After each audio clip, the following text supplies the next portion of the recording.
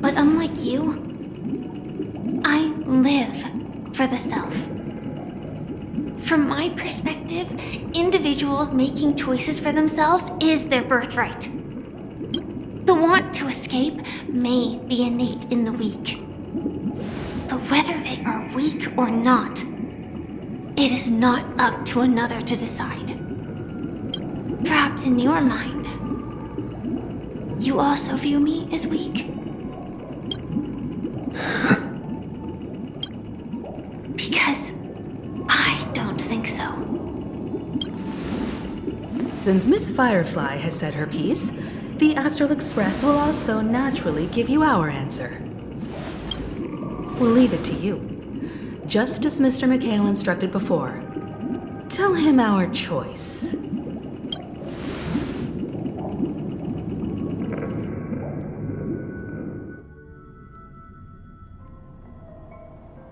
What is this place? Does this place ring any bells, Misha? I don't know, but I feel a sense of déjà vu. What is this place? It's the realm within a dream bubble. This was left to the Astral Express by a nameless, but weirdly, when we entered it, it was completely empty. Dr. Edward from the Dreamscape sales store told me that dreams are formed from memories, and a dream bubble can't take shape if its core is empty. So I thought you might be able to help us in unraveling this mystery, Misha. As a hotel doorman, you know PENACONY best among us. I don't know much about dream bubbles, but if you want to figure out what this mansion is, I'll do my best. I'm counting on you then. Himeko, I still don't get it. Why were you so sure that Misha had a connection with this dream bubble? I wasn't sure. It was just a hunch. But since Misha feels familiar with this place, my hunch might be correct.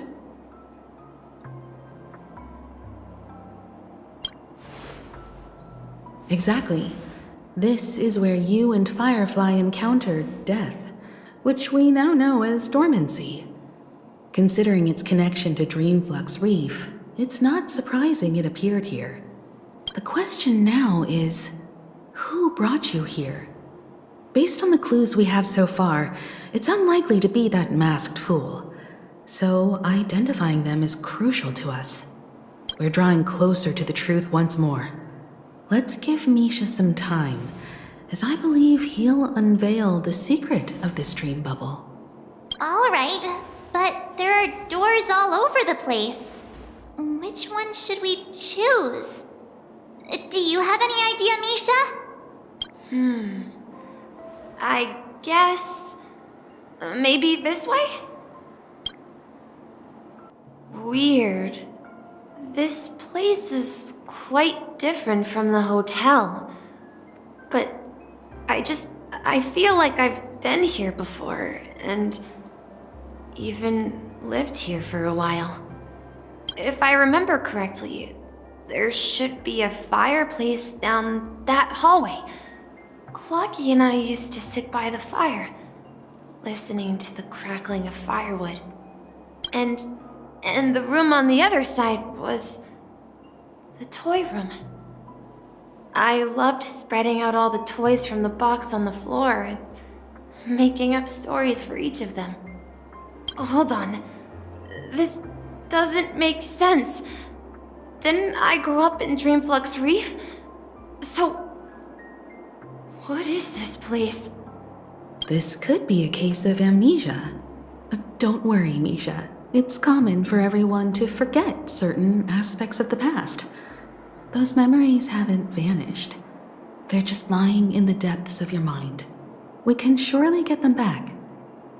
Since this place seems familiar to you, why don't we explore a few more rooms and see if you can recall anything more? Yeah, then let's check out the rooms I just mentioned. Mikhail, that's the name. Now we all know him as the Watchmaker. So, who is he talking to? Do you know anything about it, Misha? I'm sorry. I don't know much about the watchmaker. But Mikhail... Anything special about that name? Mikhail is Grandpa's name. Grandpa? Do you mean you're the watchmaker's grandson? But we haven't heard anything about the watchmaker having descendants. And the name Mikhail is not rare. Perhaps it's merely a coincidence. Could you tell us more about your grandpa, Mikhail? Yeah, sure. He was a seafarer who fearlessly ventured into mysterious seas and storms.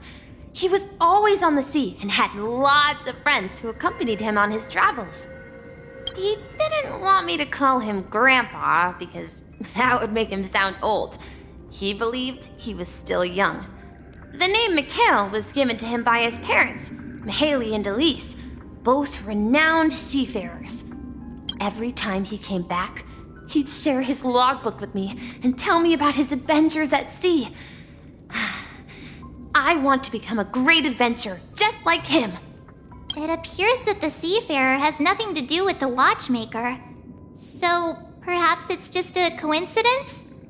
So where is your grandpa now? He went off on a new journey, and it's been quite a while since I last saw him. I heard some noises from the room. Origami Bird? That's a friend of mine. You and Origami Bird are friends? Yeah. It's a member of the Compass crew, just like Clocky and Miss Mirror. And there's more than just one Origami Bird. They are a big family with lots of brothers and sisters who look the same. They follow Miss Mirror's orders and handle all sorts of jobs on the ship. They're the best sailors. Sailors? Can origami birds be sailors? Could you tell us more about the compass, Misha? The Compass is a ship bound for the New World. Clocky and his partners travel through layers of fog to the depths of the sea. Whenever there is danger, Clocky will use a compass and guide the ship in the right direction. That's a great story. But in the PENACONY cartoon, Clocky and his partners have always lived in Dreamville and never ventured out, right? Huh? Oh, that does seem to be the case. Weird. I clearly remember Clocky arrived in the New World in the end. Perhaps Clocky has a hidden past.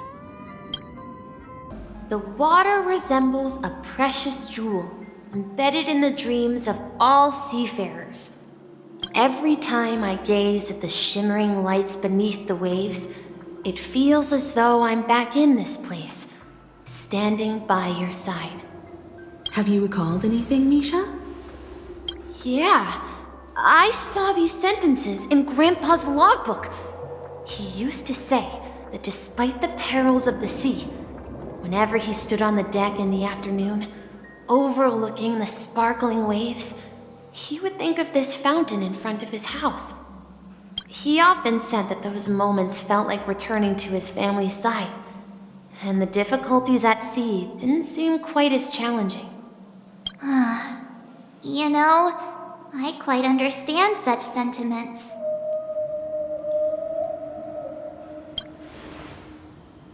I'm not an elder. I was just being a bit sentimental. Perhaps every adventurer far from home carries a fountain within their soul. Even though the other side of the sea remains shrouded in the unknown, the fountain in front of his house serves as a compass, leading him back to his cherished ones. Yeah, while Grandpa was at home, we would stand by the fountain and place the compass, a toy boat that I made, into the pool. Back then, I would ask him when I could go on adventures like him, and he would always laugh and say I was still too young. It seems this Mikhail is truly a seafarer and has nothing to do with the watchmaker. Yeah, based on Misha's recollections, The scenes in the dream bubble appear to be his childhood memories. But this raises more questions. According to Misha, he was clearly born on an oceanic planet and led an ordinary life, with no connection to Penacony at all. Could this be some sort of metaphor? Perhaps the sea refers to the memory zone. I'm sorry. I don't know, but my memories keep pouring out uncontrollably, like water flowing from a fountain. Perhaps I'll remember more things if we go further. The atmosphere in this room feels totally different. Misha! You finally come! Clocky, you're here! Huh. Yeah. This is the room where we first met each other. Are those books on the bookshelf logbooks left behind by that seafarer? Yeah. Whenever he came back, he placed a logbook on the bookshelf in his room. They contain records of his expeditions to every corner of the world. He described our world as a fountain. At some point, the sea started to gradually swallow up the land where people lived. To ensure that everyone had land to settle on, he had to continue exploring the sea and search for the source of the rising seawater. On that day, he called me to his study, telling me that he was embarking on another journey. However, I could sense the gravity in his expression. It was the same look I had seen on my father's face before his final voyage. I asked him if I could go with him, but he said that my adventure lay elsewhere and told me to stay home and patiently await a certain sound at the door. What sound? He told me about a vast ocean in the sky. An ocean of stars. He spoke of a train that transports children with a desire to venture far away, traversing the sea of stars without ever stopping. He said that he knew the crew on the train, and that he had asked them to take me along. He said the journey I had always dreamed of would start there. A train? Could it be? It's the Astral Express. I remember now. Grandpa's friends are a group of nameless who came to this world to resolve a disaster caused by a star. Then, he gave his pocket watch to me. It was his cherished treasure, appearing in every one of his adventure tales. He explained that difficult times were ahead, but assured me that the watch would guide me. He said, as long as I kept moving forward, I'd eventually reach my desired destination. And then, it was as if I heard the distant sound of a train whistle echoing throughout the room. Exactly, Misha! And then we followed that whistle, didn't we? Yeah. I think I can still find the way we took back then.